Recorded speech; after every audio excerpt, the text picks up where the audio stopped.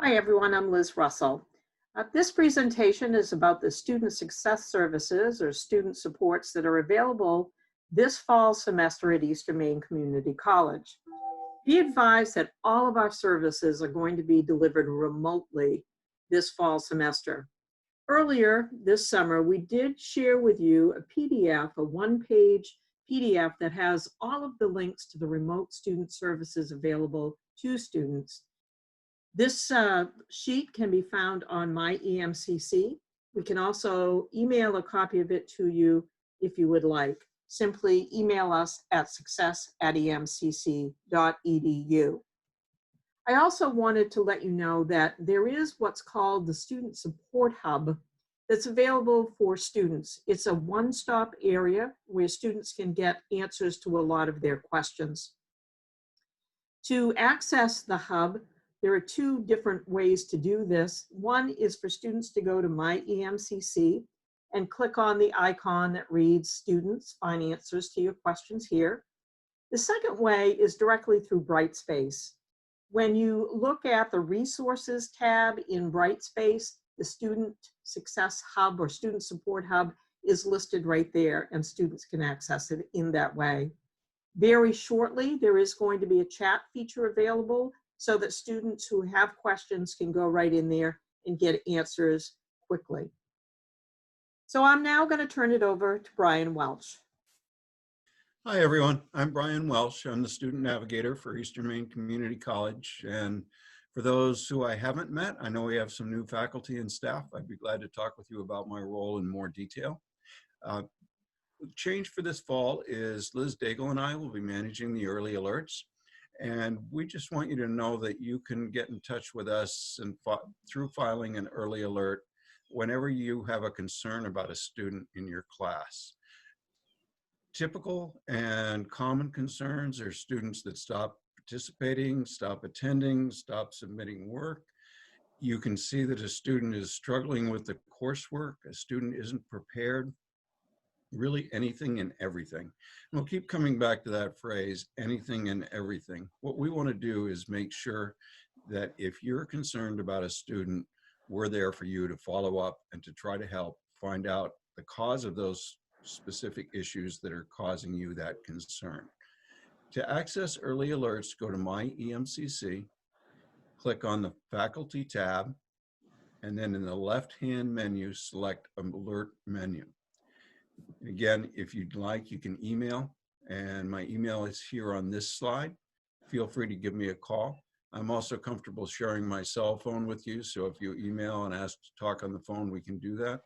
I do check my voicemail, so you can use my office phone as well. Hi, everybody. My name is Jeremy White. I'm the tutor coordinator for Eastern Maine Community College, and we have moved all tutoring online. It's going to be conducted through Zoom this fall. So at the class level, please let your students know that there's still free tutoring for everybody that's enrolled at EMCC this fall. When you interact with them individually, please encourage them to seek out tutoring. And we're not just tutoring academic subjects, we're also tutoring academic skills like note-taking, study skills, time management, etc. So any student can get the tutoring.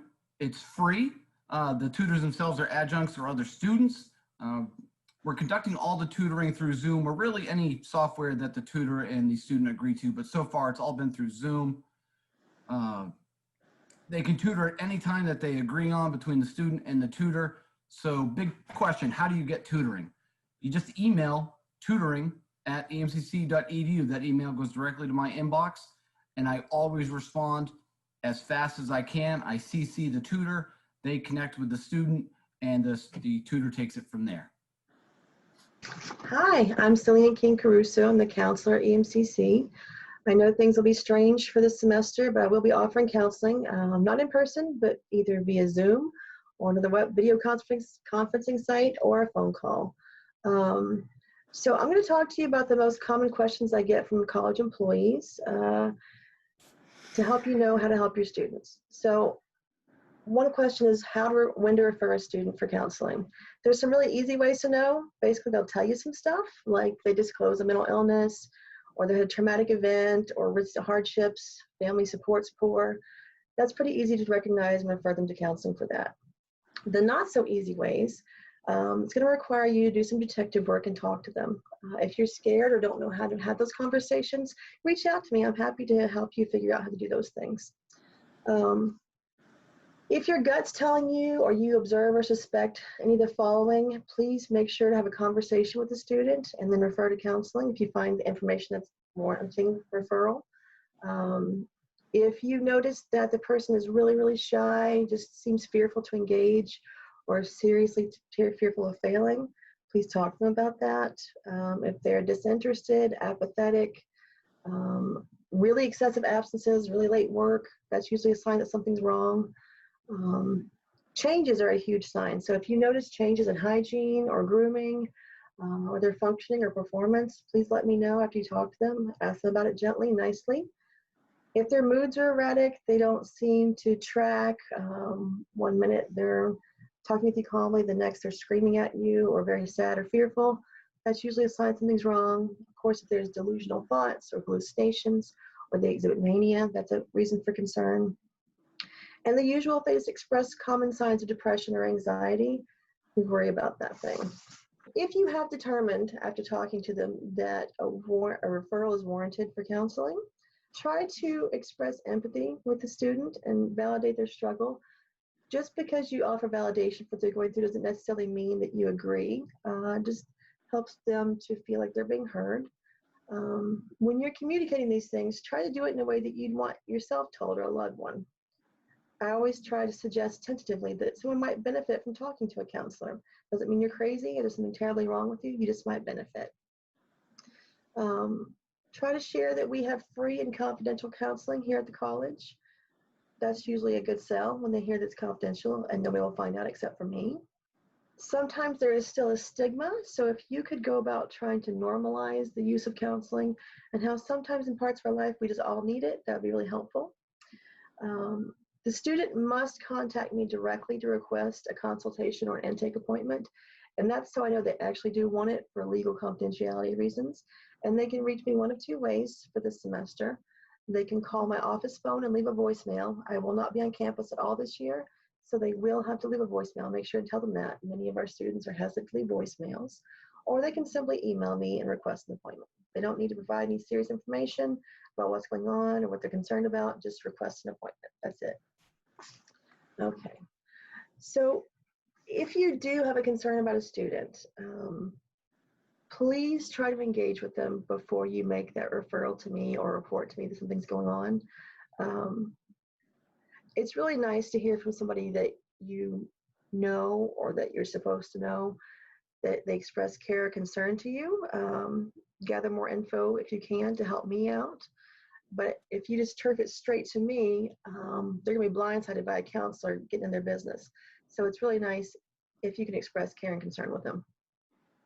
Sometimes professors and other staff members have a tendency to want to avoid these conversations. It's uncomfortable. But I can help you with that. Please don't worry about it. Just reach out to me before you talk to the student and I can coach you through it.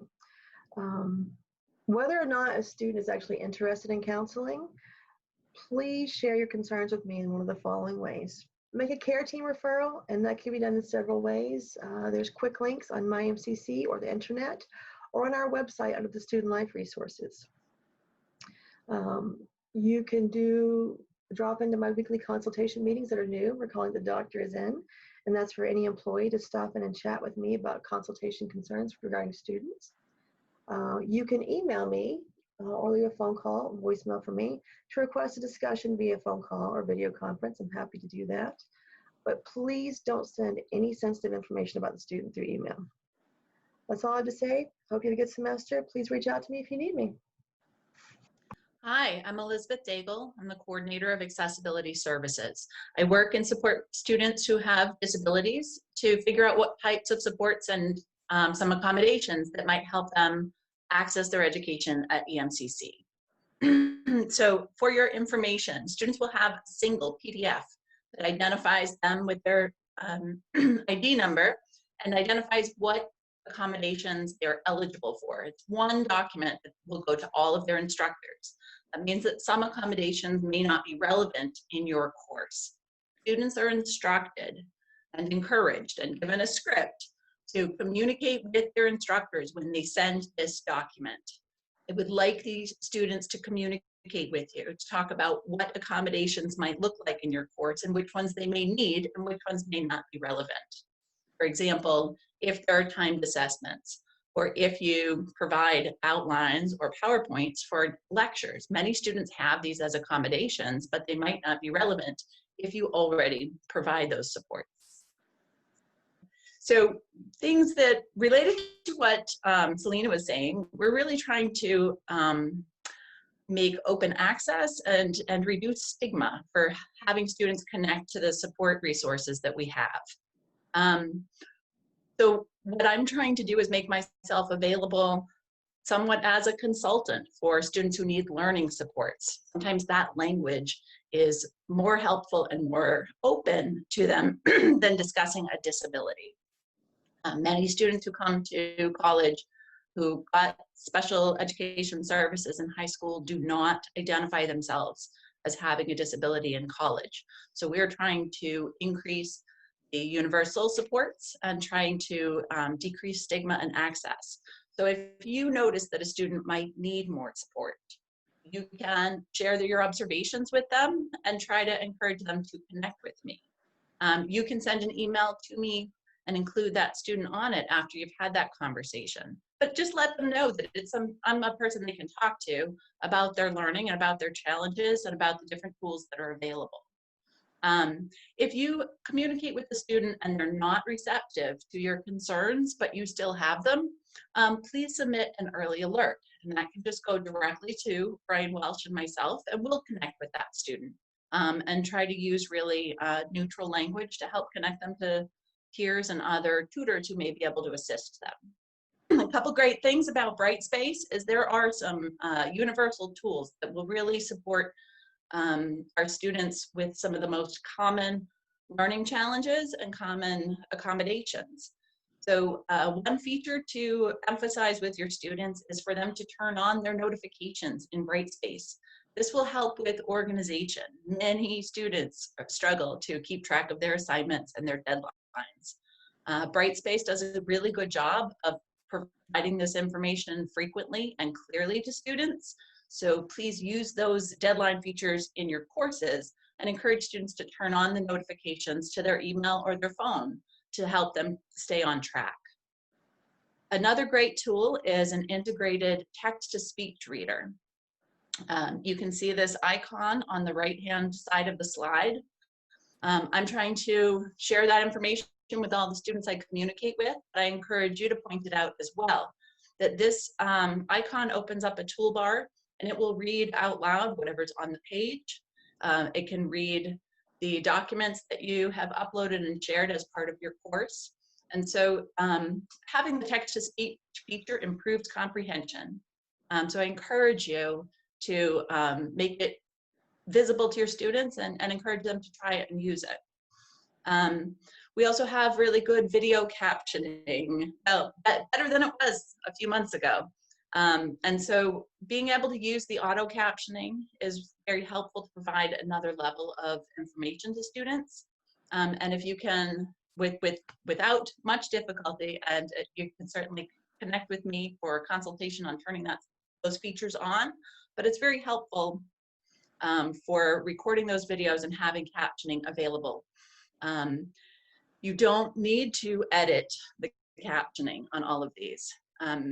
It can sometimes be time intensive, but for some students, I will ask you to try to at least check for any confusing or egregious errors in the auto captioning. Other key things that you can do with your Brightspace courses, using the features of Brightspace, clear organization and instructions. Many students just need those pieces written down in advance, and that's going to be part of what you're already doing. Turning on the auto captioning when you record live sessions on Zoom, we can turn on the captioning so when those sessions are posted for students to review, they can pause it, they can look at it, and this can help with note-taking. Many students struggle with note-taking, but they're excited to learn that they can review your lecture multiple times.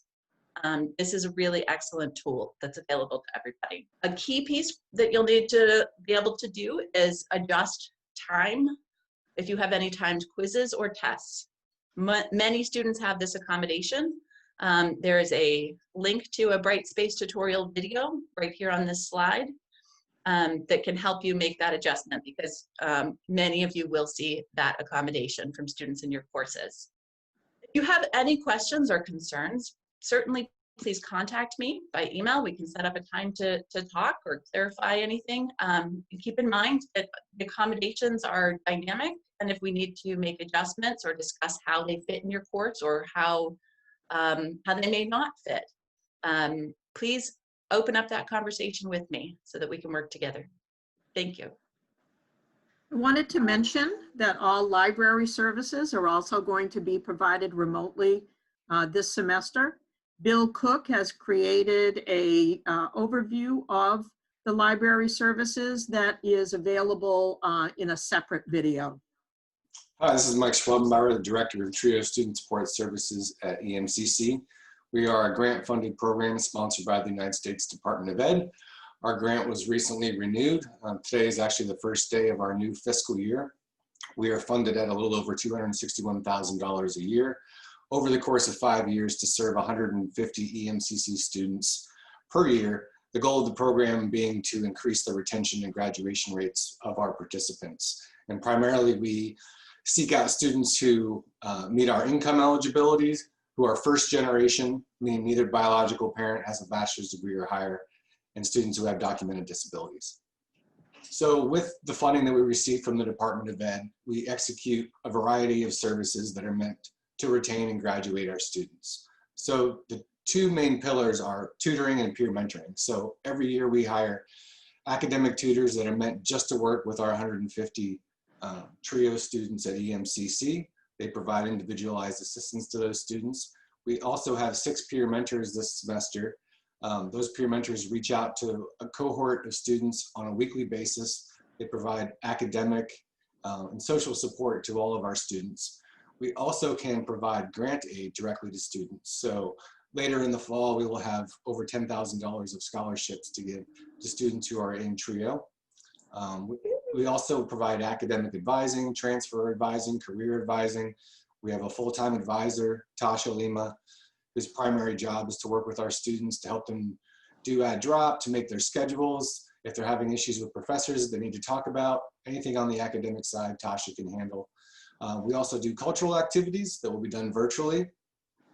Same with our lunch and learn workshops that we'll be doing, academic programming on a monthly basis. Those will be done virtually this year.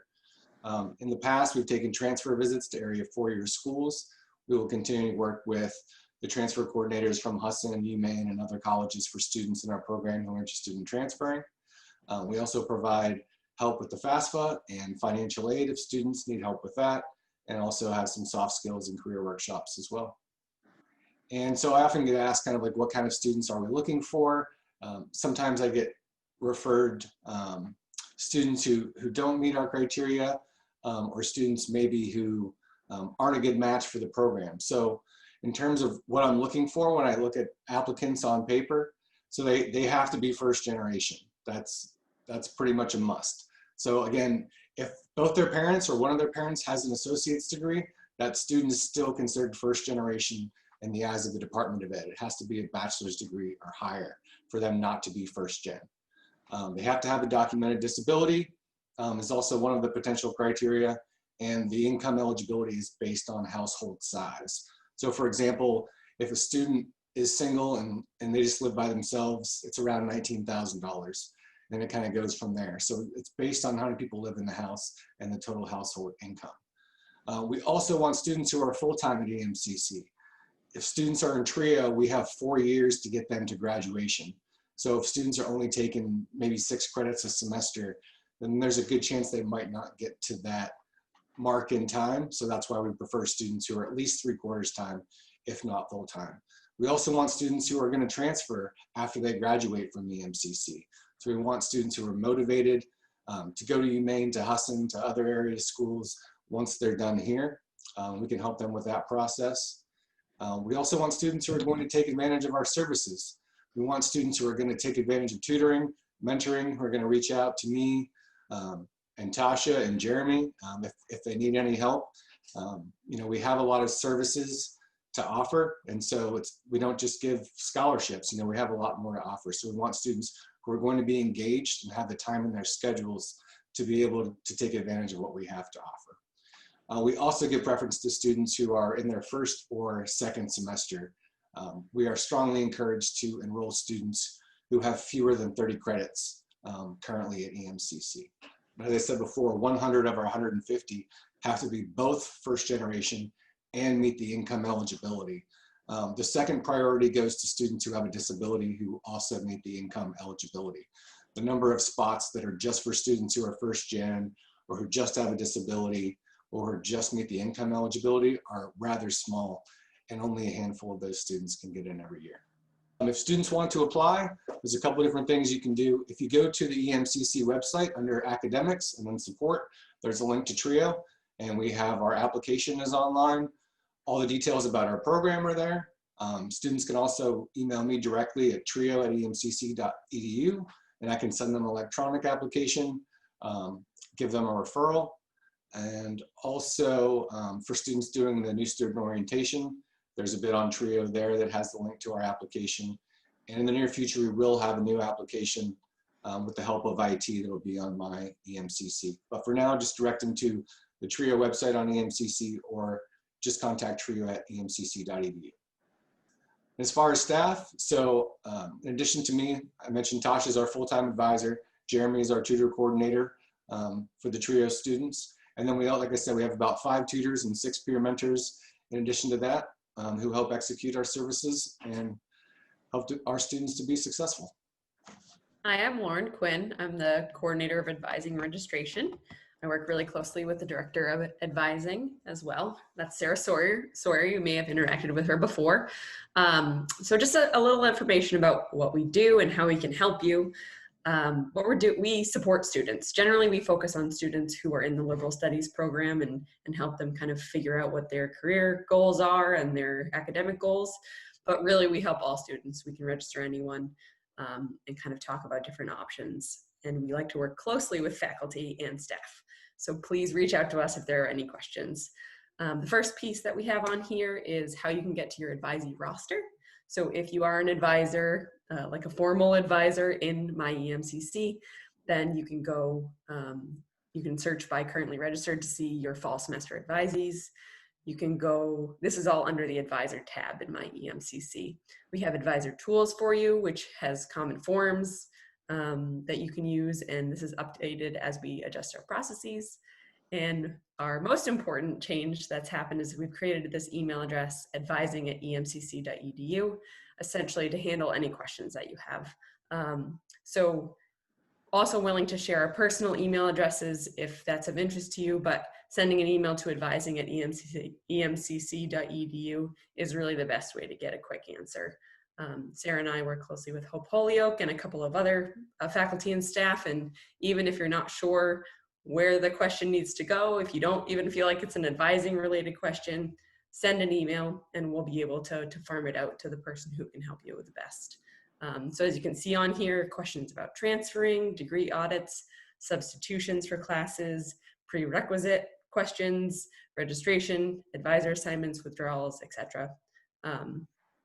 We will be developing a faculty advising syllabus, so that depends on kind of interest in the faculty realm.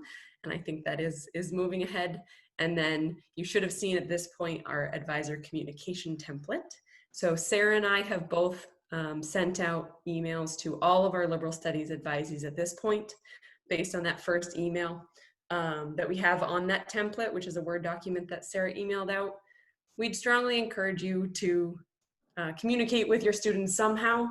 It doesn't necessarily have to be this email template that was communicated with you, but there is a time frame on there that can be helpful. We just want to make sure that we're really communicating with students on a regular basis this semester, particularly because we won't necessarily be seeing them face to face. Some of you will, but many of you won't.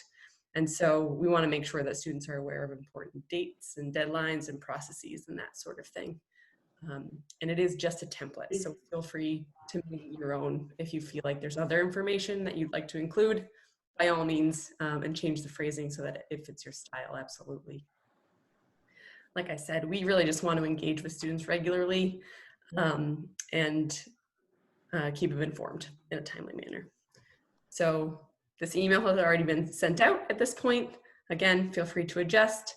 And we also encourage you to designate one person to send these emails out regularly to your students, since some students have multiple faculty advisors assigned to them. We just don't want it to be confusing. We don't want two people sending out the same information back to the students, because it's going to be an email heavy semester. We all know that. And so we want to make sure that we're being effective in communicating regularly with them. So advising@emcc.edu. I just want to re-stress that that's the best way to get a hold of us. And like I said, we're happy to help with any questions that you have. And I look forward to working with you all soon.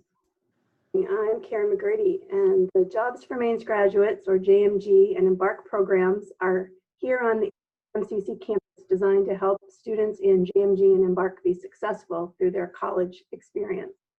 These programs operate in cooperation with the EMCC and annually serve more than 100 students. So students in both programs are invited to join in high school, where the JMG or Embark advisor will work with them to plan their college and future career. Hi, my name is Paige Doble, and I'm the Embark Regional Access Director at EMCC. Each of these programs have a strong bridging to college component to help students and their families understand and navigate the admissions and financial aid process, and to provide answers to their questions along the way. The one-on-one support that is provided to high school students continues into college, where academic, financial, and career guidance are offered throughout the structured meetings. JMG exists in more than 120 schools across Maine to help students overcome barriers to future success. In middle and high school, this consists of relationship building through a class, community engagement, leadership development, and career exploration. In college, the program builds on that relationship, takes the form of one-to-one biweekly guidance, and continues until the students earn a credential of value. Embark is a college transition program that begins in the junior year of high school and continues into community college. The Embark program is offered in 80 Maine secondary schools statewide and serves Maine students who are most likely to need additional support, negotiating the financial, academic, and cultural challenges of the college admissions process. High school juniors and seniors receive individual guidance through the college application process as program participants. Students selected in the Embark program receive $500 per semester for up to 4 semesters at a Maine community college, along with continued one-on-one guidance throughout their community college experience, meeting with me several times throughout the semester. Since we work so closely with students, we welcome collaborating with faculty and students to help ensure students are successful in our programs. Please reach out to us, and we are happy to help. Hi everybody, my name is Chris Kelly. I'm the Director of Student Engagement and Residential Life at EMCC. I am happy to let you all know that we are still doing plenty of engagement things during remote learning. And I wanted to talk a little bit about what engagement really means. Engagement is a lot of different things, including how students are engaged in your classroom. But I try to keep students engaged outside of the classroom, and I work a lot with the rest of the Student Life Department to achieve that. You heard some programming activities. That's our central point here, is activities that programs like TRIO and JMG offer. Selena offers programming to students as well. So part of what I do is bolster that out to students and build off from what we're already doing. For example, to start off the semester, we're having Tim Collins, who participated in Faculty Development Day, meet with students who are residents and then students who are just anybody else, to talk about bystander intervention, toxic masculinity. Tim Collins is a regional speaker who talks about Title IX related topics, and that's one of the types of programs that we do. We also do social programming, but we're also responsible for planning financial programming, financial literacy, and we'll be doing most of our programming this semester, especially on Zoom.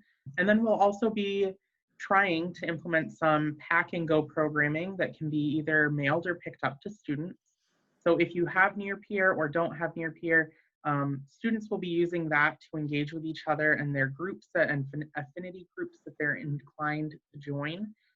It's a social media app that we use through the MELMAT grant. It helps reduce things like summer melt, and hopefully this semester will help reduce the COVID melt. And then also we'll be doing passive things on other social media platforms to keep students engaged and meet them where they are at already. If we know students are using social media, the student engagement folks want to meet them there. And then we also have clubs and organizations that are offered at EMCC. We have clubs like Anime Club, Student Senate, Phi Theta Kappa. We have a JMG club. So we have things like an environmental club that just hasn't been active. If you're interested in helping get that going again, let me know. But most of our clubs really are driven by and are for students. It's an opportunity for students to develop leadership skills. It's an opportunity for students to get a resume builder. If you know of a student who might be interested in a club or is just feeling a little isolated and just needs some contact, a great thing to do is to reach out and connect them with life@emcc.edu. That is our department inbox, kind of like the advising email Lauren was talking about. Anybody that works in student life will be able to respond to those students. And then one of the critical things for clubs and orgs, according to popular research in the field, is that students benefit most when there's a variety of faculty and staff involved with clubs and organizations. So students will get a lot more out of clubs and orgs if they can engage with a multitude of our staff and faculty. So I want to work this semester especially to make sure we're engaging faculty and staff across a variety of different fields. And finally, another form of engagement is Res Life and campus housing. Campus housing, as you all probably know, is open. We have mostly exclusively live students in housing, with a very few exceptions for students who are otherwise likely to be homeless. There isn't necessarily a lot more to know right now about campus housing because the environment is very confined and limited. But in the future, we are hoping to get our numbers back up to where they were before COVID. And I think it's just important to keep that in the back of our minds as we all hopefully move forward to a semester where we don't have to deal with COVID worries. But campus housing is another form of engagement because students are getting another set of staff to engage with. And we have trained RAs in the residence halls as well as our resident director, Joey Harris, who will be doing programming that's geared specifically towards those residents, and we'll focus a little bit more on life skill development for those students because they are living with us. So part of what they should get out of living with us is learning how to navigate living on their own. It's part of learning that independence. But that is all I have. Thank you. So we want to thank you for watching our presentation today. If you have any questions, please don't hesitate to reach out to a staff member. We've created a lot of email addresses that are fairly generic, so you can reach out to any of our staff members. And I hope you have a fantastic semester. We look forward to working with you.